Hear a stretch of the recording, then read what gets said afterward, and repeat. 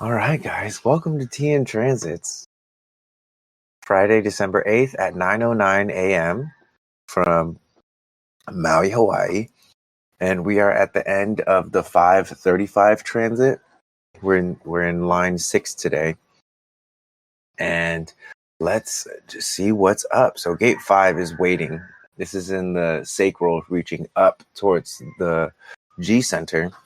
And it's the fundamental attunement to natural rhythms, waiting as an active state of awareness. So one thing that is helpful for working with the transits is when we're looking at the transits, look and see what you have related to the transits. So for instance, the 5 is the sun is in gate 5. So you can be connected to this transit either by having the 5 or having the 15, right? You either have the gate that is currently by the transits, or you have the harmonic gate, the bridging gate, or you have neither, right? And so for me, like, I have the 5. And so this is, the sun is adding an extra layer on top of the 5. And my 5 is actually, it's in, what line is it in? Let me see. I'm sorry, the 15. My 15. Oh no, 5. Yeah, sorry, tripping. You got the 5. Yeah, I'm looking for where my 5 is, but I can't find it. I have the 15. It's in my north node of my personality, which is actually really funny because north node is kind of like the potential direction or the like latter half of your life, and I definitely feel myself working more towards more towards a deeper rhythm. And my 5 is in my design Uranus, which I think is quirkiness, right? I'm feeling not good. My spleen is shouting fear, and I'm caught in the headlights over the last few days. I have gate 15, so I'm in wait and rest mode. My body wants to reinforce the rest. 5P Uranus here. 5 sacral Neptune, 15 G moon. Cool. So thank you guys for, doing what I just told you to do, which is like have a look at your body graph and consider, what energy, like, is this a familiar energy for you? Another thing to consider is whether or not this 5 that you have or the 15 is an active channel or an active gate or a dormant gate. And that basically means if, this defined 5 or the defined 15 is in an undefined center, it's a dormant gate. If it's in a defined center, then it's active. It says Coco's feed isn't loading for me. Is that my feed as in Video? My video, or sometimes the video doesn't work? Can everyone else hear me? Or can anyone else hear me? How's the audio? Can hear you and see you. Okay, cool. Great. Okay. Yeah, sometimes you just need to exit the app or just give it time to catch up. But anyway, so let's see. We're at gate 5. I'm laughing at, I've got 15 in Mars. Oh, you've got 15 in Mars? Yeah, line 6. Nice. Extremes. Extremes. So, okay, so today's is line 6, and line 6 is yielding, which is waiting is never free from pressure, physical or mental, and is often punctuated by the unexpected. Exaltation is the growth of awareness that comes with bending to the universal flow, accepting that in one's fixed rhythms, despite the pressures, growth will be empowered, and often through the unexpected. No polarity. So there's no polarity. Okay, there's no planet in detriment in the 6th line here.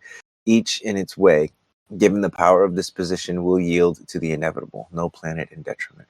Interesting. So what did I just read? I'm going to read it again. Accepting that in one's fixed rhythm, despite pressure, growth will be empowered, and often through the unexpected. Mm-hmm. So it's kind of like a poised acceptance of these rhythms that ultimately is one that is like adapting to that one that's alive, right? Like that's a tree that's like blowing in the wind and yielding to the wind, in the sense that, when you see a tree and it's not moving in the wind, that's a dead tree. And that's a dangerous tree because then it can break and branches and stuff can fall on you. But if one that's yielding and one that's adaptable, like it's still in its own rhythm, it's still standing up under its own strength. And it's not necessarily resisting that universal flow. So it's yielding is the acceptance that in one's fixed rhythm, there will be pressures, the growth will be empowered, and it's often through these like unexpected blowings of the wind that we actually feel empowered. So I feel like a good example of that was today, how like you, Spencer, and I just kind of free flowed. Yeah. Like whereas we usually just kind of do everything in sync and in rhythm with each other. That makes sense of this yielding of like kind of like, okay, I'm gonna go this direction, you're gonna go in that direction. Right. We still meet up and do soft tissue together at the end. Right. Yeah. And that was really good for me, just personally, to be able to like kind of focus more on what my body was wanting and how I wanted to move. There was a part of me that was like, oh, we're not moving together. But then I was like, why do you care about that? And I was like, oh, yeah, that's right. Today I felt like a generator, and I was like, I gotta like just keep. I keep moving. Exactly. Get moving over here. I think unexpected compliments are nice. Soul's Prospering's wondering how to boost. Oh, I meant on Nitro or whatever. However, your photo and costume is right. Seriously, holographic bagel. Did you become the pirate of an old wooden ship or something? In terms of boosting, yes, I figured. There's no other explanation for that. But Soul Prospering, if you wanted to boost us, I think we're already maxed out in terms of the server, which is awesome. But if you click the very top where it says Evolve Human Design, I don't know if you're on a laptop or not, but there's an option up there that says Server Boost, and you can buy that. If you subscribe to Nitro, you can get like 2 free boosts, and you can throw those at us. But again, like I said, I think we're already maxed out, which is awesome. But anyway, let's get back to Gate 5. Luke, you want to read the transit? Just the line? Yeah, go ahead. Just read the line. We got 5, which is Su, waiting nourishment.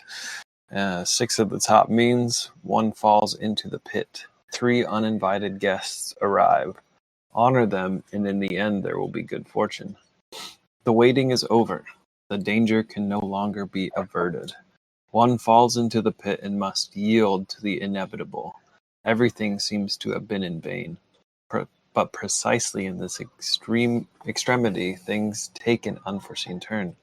Without a move on one's own part, there is outside intervention. At first, one cannot be sure of its meaning. Is it rescue or is it destruction? A person in the situation must keep his mind alert and not withdraw into himself with a sulky gesture of refusal, but must greet the new turn with respect. Thus, he ultimately escapes the danger, and all goes well. Even happy turns of fortune often come in a form that first seems strange to us. So this is talking about like I would imagine, if you like fall into a pit of lions, it's like, oh shit, are these lions gonna kill me, or can I befriend these lions? And like figuring out ways to do that. Like maybe there's some chickens in there that you can be like, oh, here, there's a chicken. And now you and the tiger are friends, and they're like, oh, this dude feeds us. This is awesome. Yeah, exactly. Yeah. Well, it's also like, I forget, was I talking about this? I might have been talking about this in men's circle, but in fencing school, one of the things they do to haze their new recruits is they'll just attack all the newbies, and the newbies will have to defend themselves. And so all the newbies are like really on edge for the first couple weeks, but eventually they let go of this, the consequence of being attacked unexpectedly, and their reaction time up levels. So they're attuning to the natural rhythms of things. And what this is bringing up for me is like having our mind made up about something, like basically judging a book by its cover. And that's something that, and I haven't really been tracking this transit all that closely.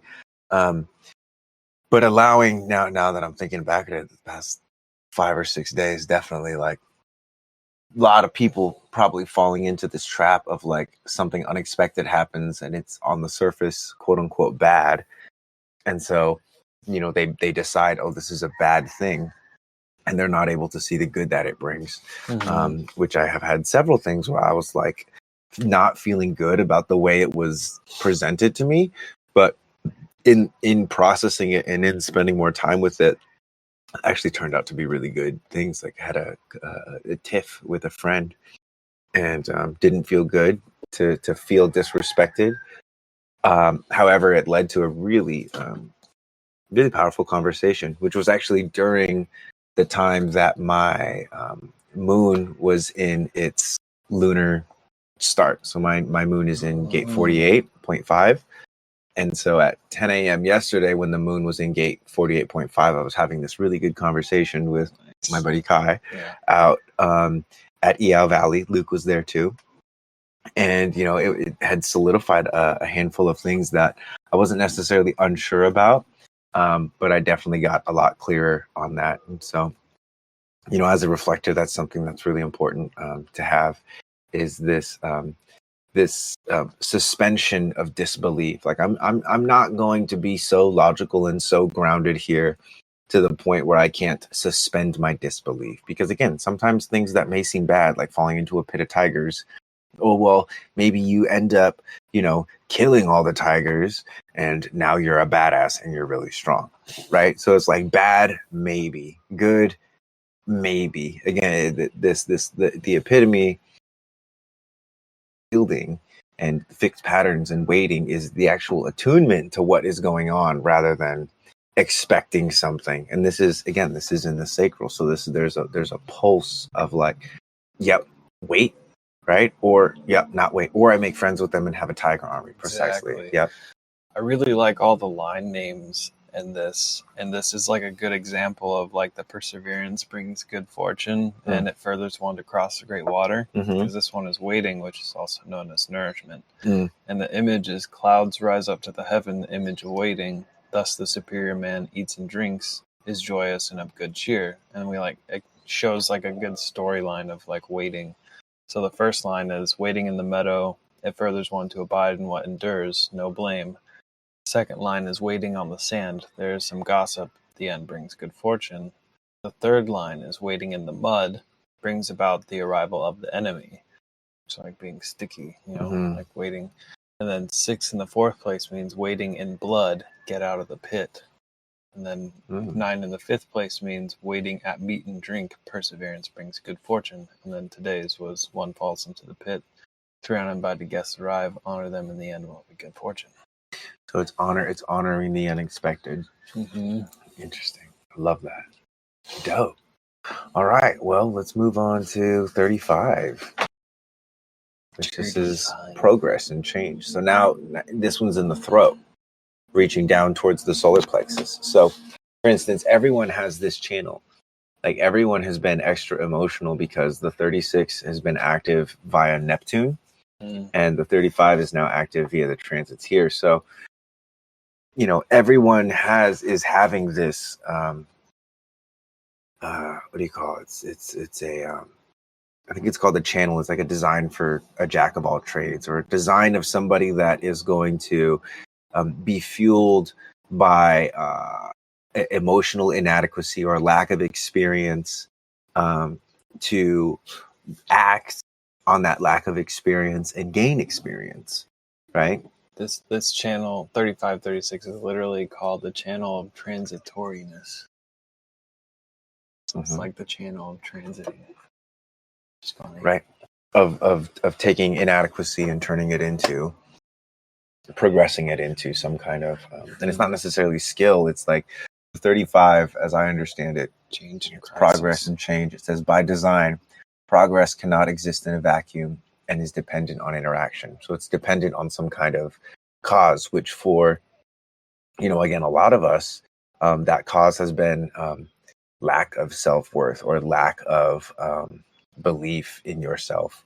And that's something that I've definitely felt personally. But if you guys been feeling that too, like an inadequacy, whether it's like physical, because like for me, there's actually a moment this week where I was like feeling physically inadequate, and then I've been going to the gym and I've been feeling really fucking strong. So that's like that's the activation that I've that's my progress, is that because I felt inadequate, I was able to do something that is now even bringing me and kind of reminding me more of what I fell in love with for human design. Because I'm actually not I'm a martial artist. Like my first kind of conscious thing that I did was martial arts, and then it was Reiki, which is energy work, and then human design came way later for me. And one of the things that excited me the most about human design was the opportunity to create bridges into the physical world. And if I were to just categorize this channel, the solar plexus, like, to me, this is very much so the ability to rotate, and to be able to rotate the chest independently of the hips. So to be able to drive forward, but use the rotations and the spirals in order to create more energy and momentum moving forward.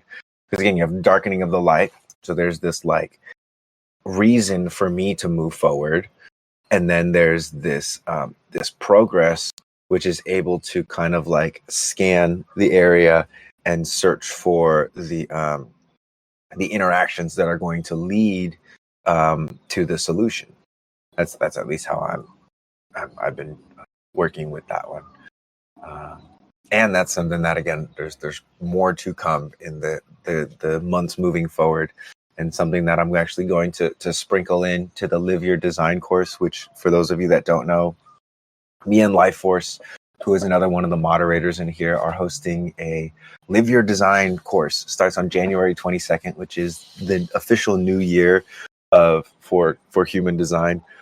And we're going to be breaking down the mental, which is going to be human design concepts around deconditioning and reconditioning ourselves, how to approach the not self, etc.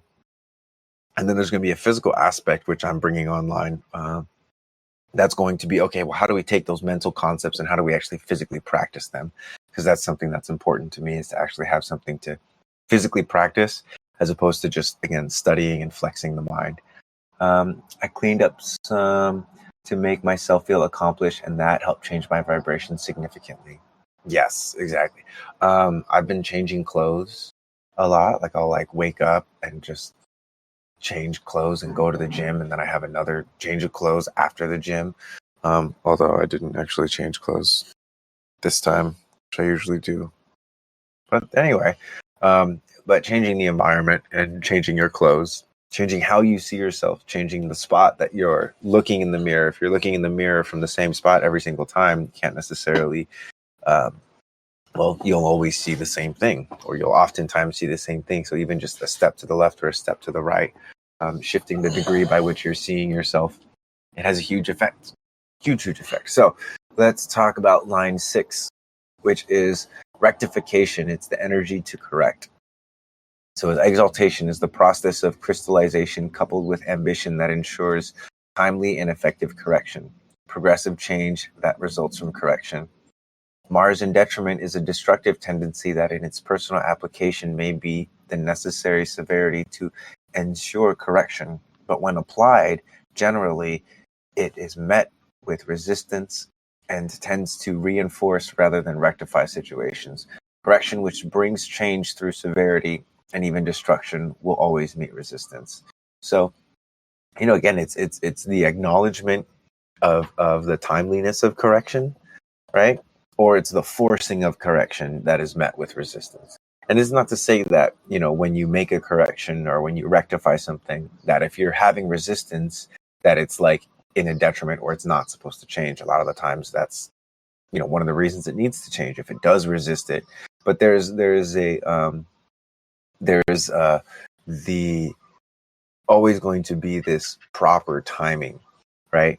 And so, for instance, for this channel, the proper timing has to do with the emotional wave, right? Is this a decision that's being forced because the emotional energy and the emotional awareness wants a solution right now?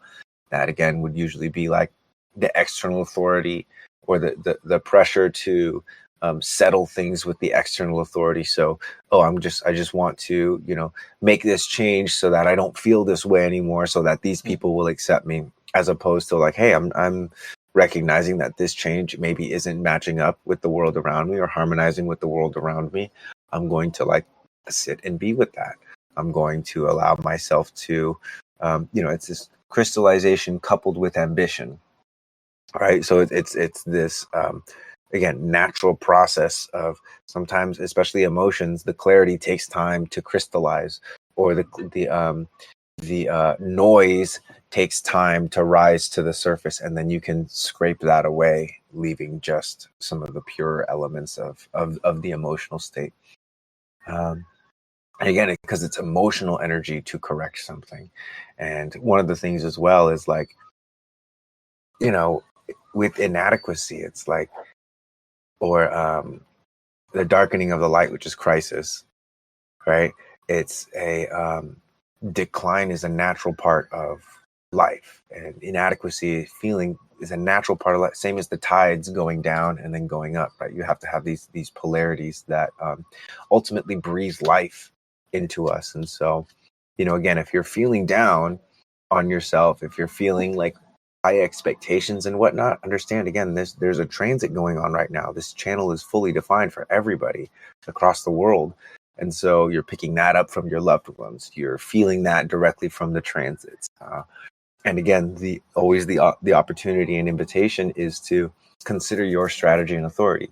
Or if you're not emotional authority, right, consider that, hey, there's going to be some extra emotions. However, that doesn't necessarily mean you are now making decisions based off your emotions, or you are not necessarily making decisions that are like permanently based in the way that you feel, right? There's deeper, how you say, consistencies within your chart and within your system that you can reach into and reach through the noise and the static of the collective wave and whatever we're experiencing.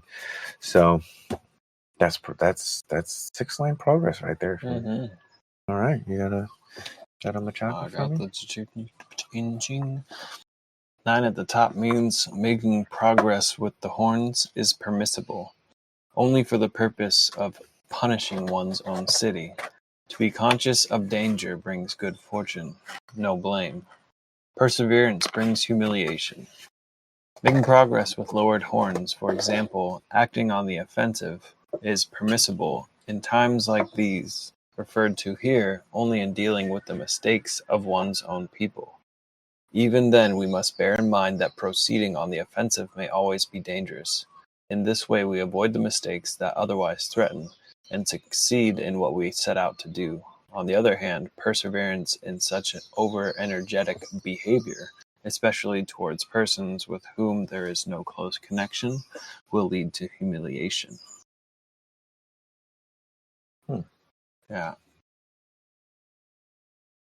So it's okay, like it seems like the okay is to be like on the offensive side towards the people that you know or people around you. Mm-hmm. But if it's like with someone that you don't know out of left field, like it could bring some humiliation, which is funny how these gates almost like seem opposite of each other sometimes during the transits. Well, they're literally on opposite sides of the wheel, Right. too. So. Yeah, because this one says perseverance brings humiliation.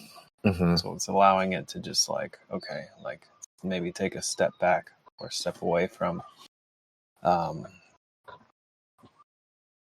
punishing. That's what it sounds like here. Mm. And to be conscious of danger brings good fortune. So it's having the conscious awareness of what progress and change needs to happen, but knowing when to be on the offense and when to just take a step back and not be offensive. Which is, like, again, it's like having the 36 on at the same time as this 35 is on. Like, to have channels, again, like this. I mean, for someone like me, like, I have 35. I do not. I have 35.6, actually. Oh, and so it's funny. I'm actually moving from my north node, and I'm pretty sure the north node and the south node are like that, where it's like similar to the sun and earth. They're like opposite sides of the sky. North node and south node.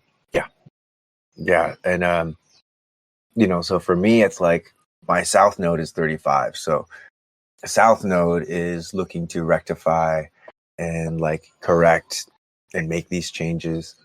But in the latter half of my life, or the direction that I'm heading, it's more about yielding and adapting to what is the wind that's blowing, rather than attempting to create stronger winds, more like deepen the roots.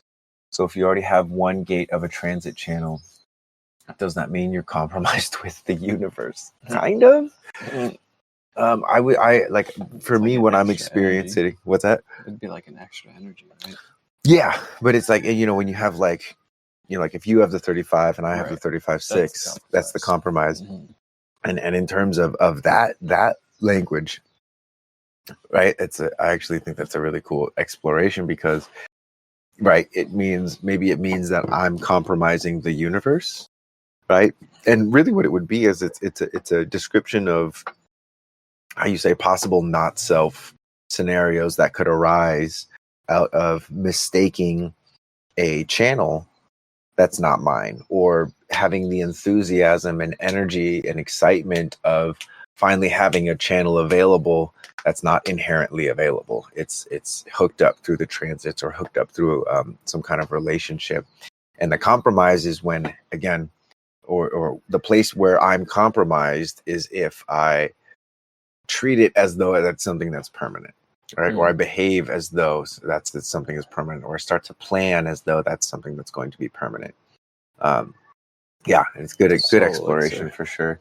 What if someone doesn't have either gate in this channel and in an undefined center? How does the energy play out? So, one thing about the transits that I tend to be affected by most is how other people are affected by the transits.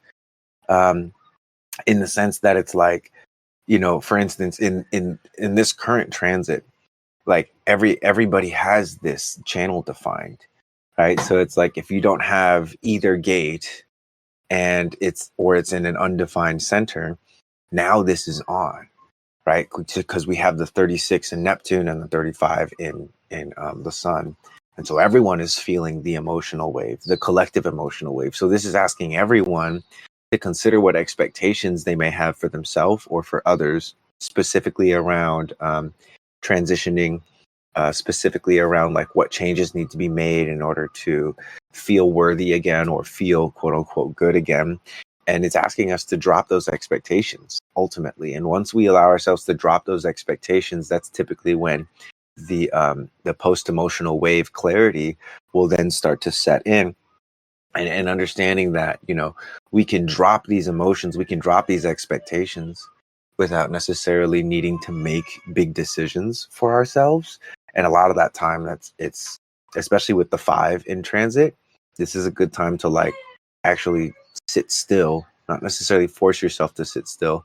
But if you find these moments where you're like kind of racing, where your thoughts are racing, I would invite you to just like sit still for a moment and just consider that, you don't have to fight the reality that's going on. And that's actually one of the biggest, I would say that's one of the bigger challenges is accepting and discovering and realizing where you're fighting the existing reality, because you don't change things by fighting the existing reality. You have to create something new that makes the old thing obsolete. And so the first part of that is to create some spaciousness within the process, and allow yourself to just sit or lay down and just like trust that your body knows how to breathe and process emotions. Also could help to, again, like dip and run, sprint. Sprinting is like the key to so much. And it's because it has to do with our mechanics and how we are, how we've been refined over the years to handle stress has been through running and throwing. Throwing that kills animals so that we can get food. Running keeps us safe from tigers. Walking allows us to explore and hopefully find more food, right? Which are all parts of, the realms of biomechanics, which has always been such a huge part of what we're doing here. Yeah, so yes, this is what I've been doing. Thank you for clarifying it. Yeah, totally. And one thing also to note is like, not every transit is going to affect everybody the same, right? Some people might have more of the exalted expression of the transit. Other people might have a more detrimental expression of the transit, and neither is good or bad. It's just important to know in the themes, which is, who am I more partial to the exaltation? Am I more partial to the detriment? Also, if you look on neutrino, you can actually see, based off of the arrows, whether or not you're going to be more prone to which expression. And and again, it's not like live your life based off this chart. It's live your life and look at this chart, because you might find that, oh, you're having a really hard time, and oh, there's some planets in detriment right now, and read the themes. And specifically, I'm talking about these guys. So you see, this is neutrino, right? And you see there's little arrows down here right there, like that 32 has that arrow. That means that my 32 is locked in detriment. This 27, it has a yellow arrow, which means that through the transit itself, that gate is locked in exaltation. And again, it's not good or bad. It's like this or that. And so what I was saying before was like how much other people are affected by the transit. That really affects me. Like, one of my standards is really, it's like, I don't want to be around people that are heavily influenced by the external reality. I want people that are attuned to the external reality, but I kind of make it a point to surround myself with people who have a strong sense of their inner authority, because that's something that I don't necessarily have as a reflector. My inner authority, again, is external, is the moon. And so it's extra important for me to have people that know what they want and know how to guide themselves, and I don't have to question it. Like Luke this morning, working out and just kind of like doing his own thing. He didn't have to communicate that to me. I did have some thoughts like, oh, did I do something wrong? But it was so easy to squash, because it's like, no, Luke's just following his inner authority. He's following his strategy. What am I going to do? Follow my strategy. Well, why did Luke follow his strategy? Well, probably because there's certain things that he wants out of this morning that if he doesn't get it for himself, he's going to end up blaming me. And I know he doesn't want to do that, so he gets it for himself. And so that process of him taking some kind of external authority, like my silly little inadequate thoughts, and being like, actually, I'm not doing it because of that. I'm doing it because there's something I want out of this session in the morning, and I'm going to make sure that I get it, so that way I don't blame Mark. Like, that gives me permission energetically to deepen into and kind of reflect that back to him, come back to my own body, my physical house, and ask myself, what is it that I want to experience within this. So there's more opportunities to reflect truth and people's essence and their authenticity with those people who understand and are discerning of the external reality, in contrast with the internal authority. Because the authority is just the right or the power to make a decision. And it's not like we want to give away authority to make decisions all the time. Sometimes it's important to give away authority and use the external authority to make a decision. Not always, though. And just same thing is, sometimes it's great to use the internal authority. Not always, though. Like, you have to harmonize the two. However, most people are heavy on letting the external authority decide for them, have the authority, as opposed to the internal authority. And so for a lot of us, it's this returning to the internal authority, which sometimes means taking some steps away from the external authority. But, ultimately, the whole point of doing that is to learn how to sense the difference between external authority and internal authority. And it's the same thing as like wanting to develop emotional resilience and emotional intelligence. Is like, well, if you want to experience more joy, you also have to be able to hold more sadness and more grief and more anger. It just works that way. Like, a tree cannot grow higher without growing deeper. So, and it's not necessarily, chicken or the egg. Wrong question to be asking. Question to really be asking is like, what's actually happening? Am I a chicken or am I an egg right now? Man, eggs sound kind of good right now, don't they? Eggs would slap. What's up, Onion? Got eggs in the fridge. Mm-hmm. Once that baby wakes up. I'm such an egg. Onions and eggs. Onions and eggs. All right, guys. Well, thanks for joining us for Tea and Transits. Thank you guys for being understanding and patient with me and us. It's, as you guys know, I had to tear my hut down a little over a month ago, and that totally threw my my workflow off. And so I'm coming into a new rhythm, and it feels good. It feels fresh. Feels fresh, and no, love you too, Bagel. And yeah, really just appreciate you guys and having this community to continue to drop in with.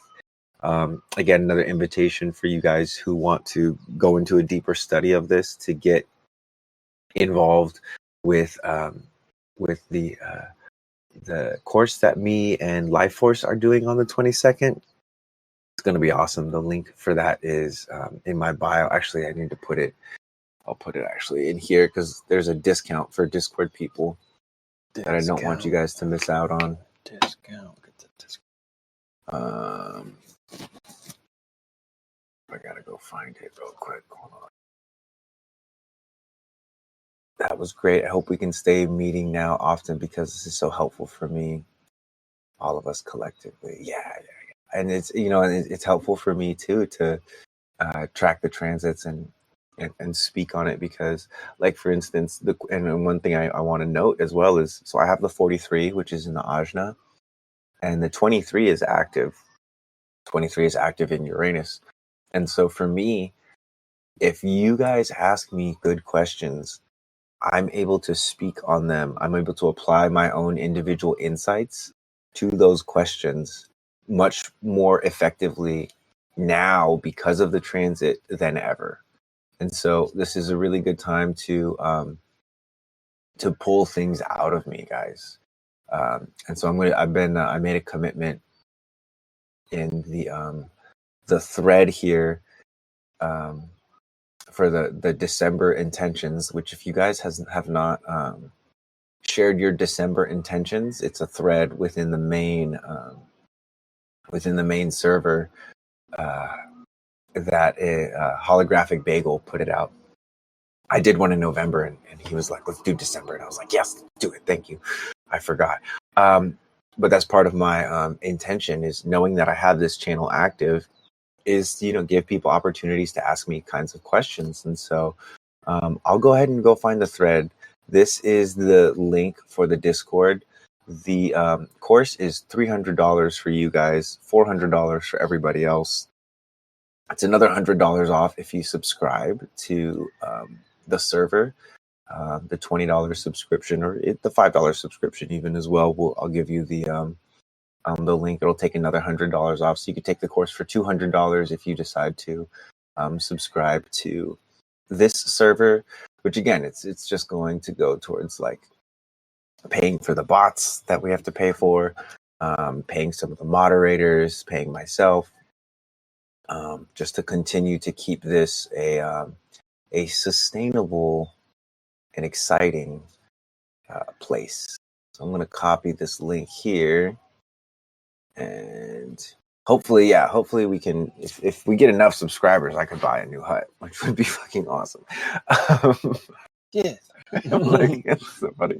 And then so here's the I just posted the December intentions, which again, Bagel over here threw together a really beautiful kind of intentions contrasted with expectation that I think set things up really good for us to share. So yeah, with that, I think that's it for me. I'll do my best to get on. I'm probably not going to get on tomorrow. I have Sweat Lodge. We have Sweat Lodge tomorrow and Kava Bar and stuff. So either Sunday or Monday, hopefully I'll see you guys again. But again, I'm trying to, or I'm wanting to, give myself more opportunities to be asked questions, so I can hear some of the stuff that comes out of my mouth, because sometimes it's Gold, baby. Sometimes it's useful. It's not all just like sarcastic jokes and whatnot, although most of it is. Anyway, Love you guys. Love If I you, could bye. make our long-haired sir a new hut, I so would. Thank you guys. Honestly, like, if you guys want to help with that, like with getting me a new space to work, like things you could do, subscribe to the server, obviously, take the course, buy reports for your friends or sessions for your friends. What'd you say?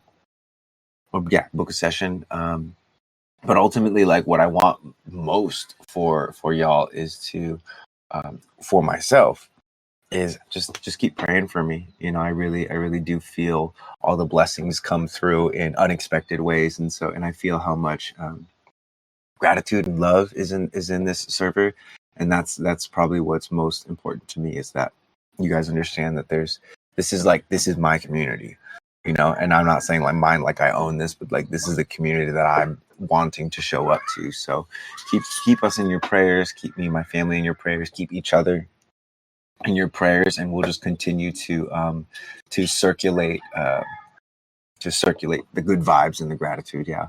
So others who missed it also know how they can support you. Maybe you could list all the things in general chat too. Yeah, I can do that. I can totally do that. You guys can also throw that out there if you feel so inclined.